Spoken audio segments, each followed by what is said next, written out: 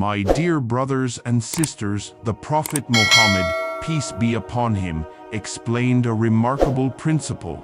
No believing man should harbor hatred towards a believing woman. He should not declare her entirely wrong, thinking there is no good in her. If he dislikes one of her traits, he should remember her other good qualities. The first principle mentioned by the Prophet is that when two people live together, they will find some things they like and others they dislike about each other. If something displeases you, do not consider the person entirely bad because of it. Instead, focus on their good qualities and be grateful to Allah for those. This way, the negative traits may not seem as significant. The real issue is that people are often ungrateful. If they dislike a few things, they fixate on those and ignore the good qualities. Consequently, they always complain and mistreat the person. There is nothing in this world entirely devoid of flaws or entirely virtuous. Allah has created this world with a mix of good and bad in everything.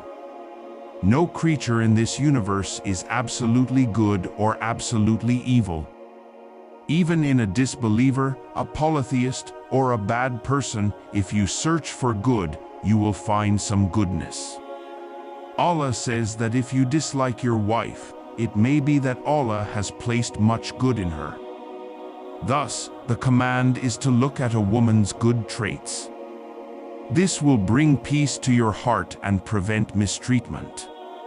Once, the Prophet, peace be upon him, delivered a sermon in which he stated that it is wrong for a man to beat his wife as if she were a slave, and then fulfill his sexual desires with her. This is immoral behavior. The Quran addresses even the smallest details of husband-wife relations. If a husband dislikes something about his wife, he should remember her good qualities. If a man still finds some aspects of his wife unbearable, the Quran advises, first, counsel her kindly.